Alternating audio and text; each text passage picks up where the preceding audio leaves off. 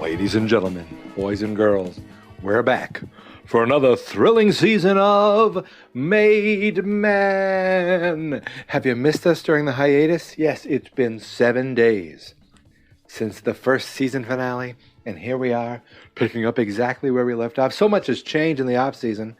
I haven't changed at all. It's been 7 days, and I kind of ran out of ideas of what to say with this. So, why don't we just get into it? Friends, Mad Men is back for a second season. Yes, this is still like 10 years ago. But for me, it's happening right now. It is the beginning of the Kennedy years for Mad Men. And there was some of that kind of strewn throughout the episode. Some of them were watching Jackie Kennedy give a tour of the White House on television, which I'm sure was a brand new thing for all of them. Pete wasn't watching it. He seemed to be watching some adventure show because he's a bit of a dullard or a dimwit. But it was just interesting to see their fascination with all things Kennedy, which I'm sure was just took the world by storm in those years. But what else was going on in this season? Well, the big thing that surprised us at the end of last season was that Peggy Olson could have been nicknamed Preggy. Oh, bam! Because she surprisingly had a baby that she really didn't want or didn't even know about. And it looks like she pretty much gave it up for adoption. She's back. She's slimmer. And they noticed. They said, whoa, she went away for a few months. She came back slim. Dawn obviously got her knocked up. Pete thinks, oh, obviously she went to a fat farm, wasn't it? I mean, they're all pretty crass in their thinking. But the knocked up part, well, the pregnant part, knocked up sounds so classless. The pregnant part, pretty accurate. It wasn't Dawn. It was young Pete. Young Peter, who, at the same time, has a wife who's not very happy at home because everyone else is getting pregnant but me. I want a baby. Peter, give me a baby. I'm not British, but I don't know why I'm talking like this. And Pete's like, what do you need kids for? He goes, what do they have, but they don't.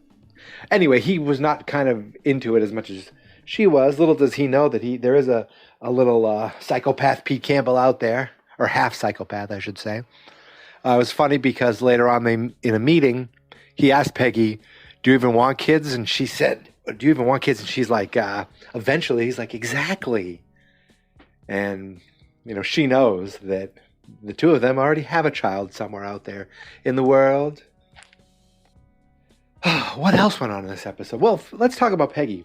There's a big noticeable difference. First of all, obviously, she's not pregnant anymore. But there's a difference in her demeanor, in her, she's more confident. And she should be because she is not just considered Peggy, the secretary anymore. She's Miss Olson, copywriter. She has her own little part of it. She has her own office area. It's not her office, but she shares an office with someone else and eventually a copy machine. She's in on meetings. She speaks up more. And when some of the secretaries call her Peggy, Joan is like, that's Miss Olson. And Joan seems to run the office as far as corralling all the secretaries, making sure things are in the right spot, and making sure people get their proper respect, including Peggy. Now that she is in the position she's in, Joan is like, you got to respect that, which I thought was interesting. Joan seems to be dating someone else now, not our friend Roger Sterling, who's back. He's back. He was in it a little bit. He was in a moment where he got to see Peggy and just kind of, check in on her, but it looks like they're done, at least for now. And then later he came in to drink with Dawn because he was told once that if you drink alone, you're an alcoholic. So he goes in with Dawn to drink with in there. Therefore, he's not alone. Therefore, he's not an alcoholic. Really, the way he delivers his lines, he is the best. He is the best. There was in that part also, he talked to Dawn about bringing in some younger blood. Dawn doesn't see it as, as smart as Duck sees it. Duck, not Puck. Sorry, Greg. It's Duck, who I didn't realize was going to be sticking around. I thought he was only there while Roger was not there, but I misunderstood something. So Duck wants to attract a coffee crowd. He wants to get this coffee account, and he wants to attract younger people to coffee because young people don't drink coffee anymore. Oh, if he only knew what goes on in the world now. They all drink Pepsi. And he was thinking if you bring young people in, we'll get younger mindset, and it'll attract younger people to the coffee and the account. And apparently the guys that we see, Kinsey, Pete Campbell, the other guys, aren't young enough. So they end up bringing in a couple young guys from a list that Kinsey actually created. Brought in these two guys. One was German, French, I don't know. And the other one was a young go-getter, and they showed their ideas. I don't know if we're going to see them again. I'm not sure. But everyone was kind of threatened by the fact that they were there. Interesting. I guess that's what Duck, Mr. Duck, wants. So, and actually, Don really wasn't into it, and Duck's like, not everything is done your way, or something like that. Just because you think it doesn't make it right. I forget. He said something which kind of insulted Don, but at the same time, he was basically saying, not everything. Your ideas aren't always the right ideas. Let's see what else. I literally just finished it, and there was a lot going on in this episode. Oh yeah, watching Kennedy was Sal, and he was with a woman. So, I don't know if he's dating this girl, if he's obviously still kind of closeted to a degree. I'm just going to leave that at that for now. I can't remember the character's name, but he's the guy who slept with his secretary last year and ended up living in the office. Now he's got a child on the way, so obviously his wife took him back, and he made sure to lock in that deal and say, "Here's a baby." There was a lot of Betty in this episode. Betty is now riding horses. She was riding horses with a woman, and the woman was telling her that her daughter's been hoarding nickels and not getting lunch. And the Betty's thought was, well, it's good she's watching what she's eating. As a kid, there's all these little digs. I feel like at her daughter Sally, like she shouldn't be eating as much. Hey, she jumps on Don's lap, and he's like, oh, I don't know if that's me reading into things too much or if it's real, but I just thought that was interesting. And then Betty and Don end up having a date night on Valentine's Day, and they go to a hotel. They go to a restaurant, and I am almost positive that I've seen the gang from Sunday in Philadelphia eat at this restaurant multiple times. It just looks very familiar. So they eat in this restaurant, and she runs into an old friend, Juanita, who's with this old dude. And he did not look like he wanted to be in this conversation. He wanted to be as far away from these people as possible and just be with Juanita. Because Juanita, as Don calls her, is a party girl. And she's like, how do you know about this? And he's just like, what do you think, I'm stupid? Basically, she's a prostitute. She's a call girl. And she's there helping this guy who is from Detroit in the auto business. He's obviously in town for business. And he's in town, and she's giving him the business. Waka waka.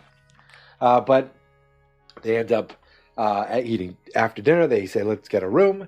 Or Don already has a room. They go up, and Betty gets in this like nightie or this negligee or whatever you want to call it, lingerie. And I was like, whoa, Betty. But it wasn't enough for Don. It wasn't enough for Don. He couldn't perform.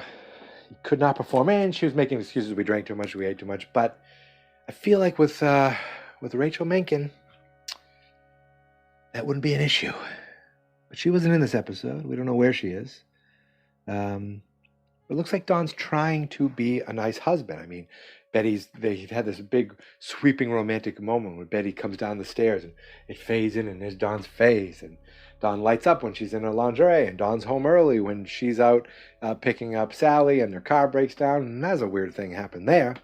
I feel like Betty thought that her prostitute old friend life was like almost adventurous, to the point where she wondered if she could get away with something like that with the mechanic.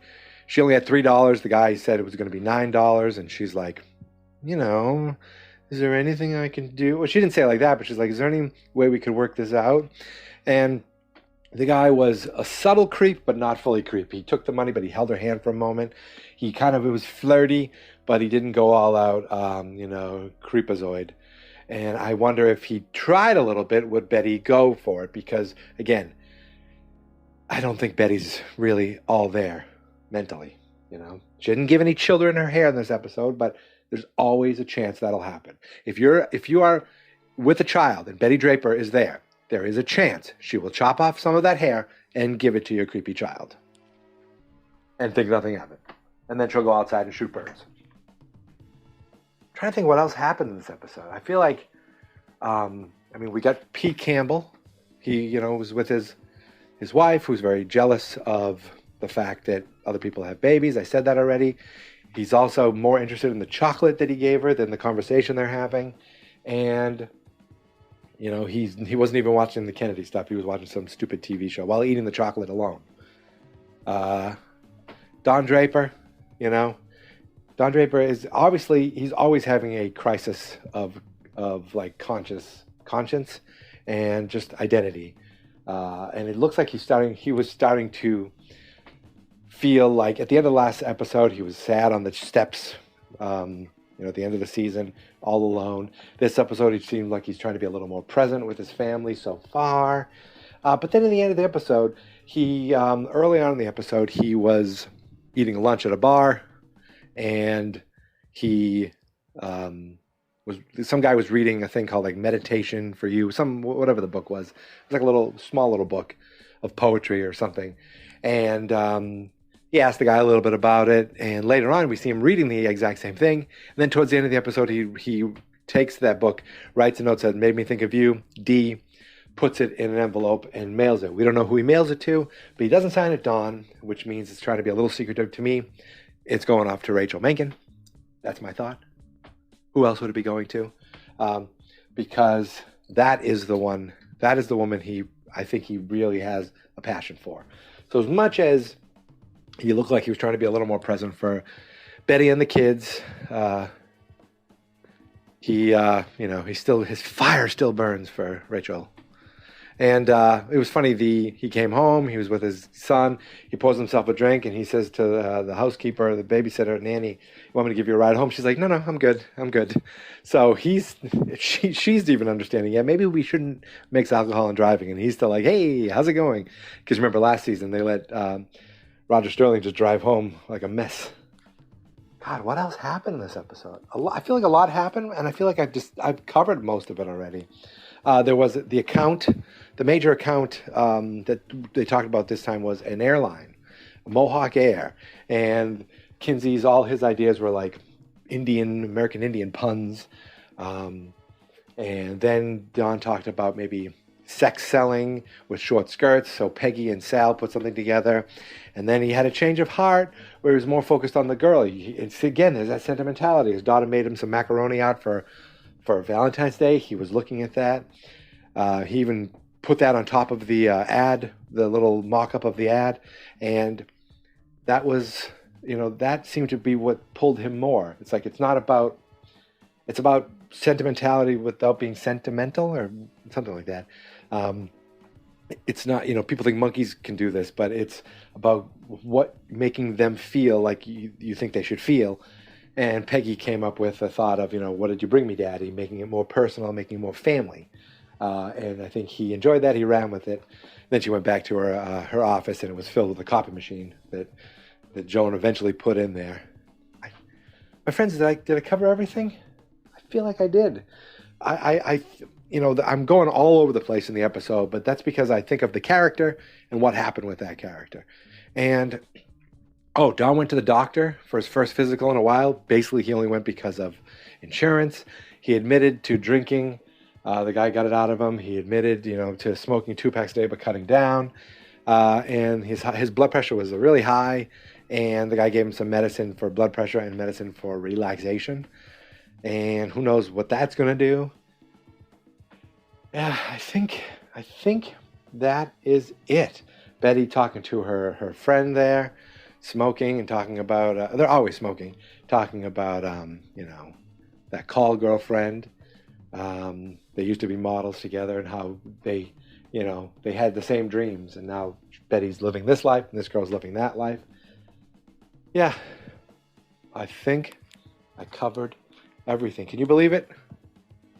I kept my promise. This has been going on every week since August.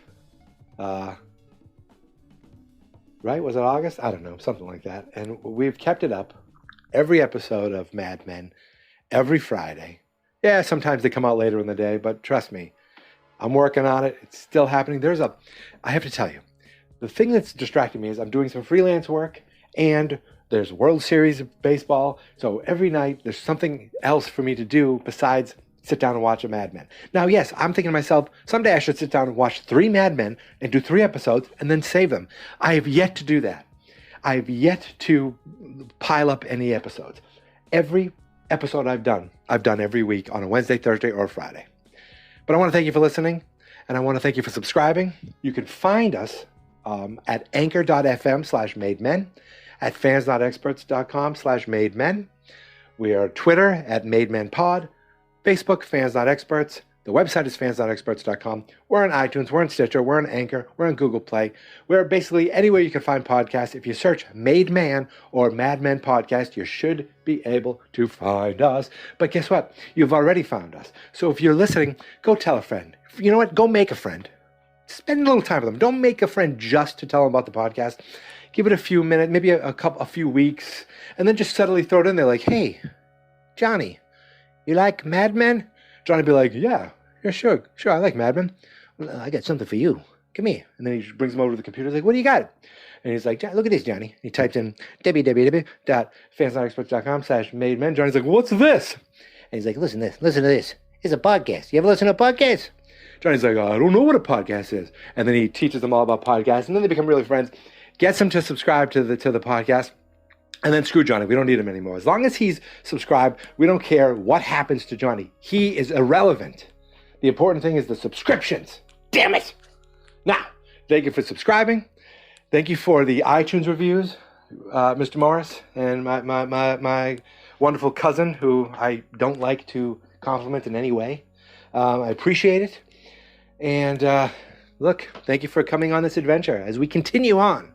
Week by week, episode by episode, season by season, as I take that journey to become a made man. Go Sox!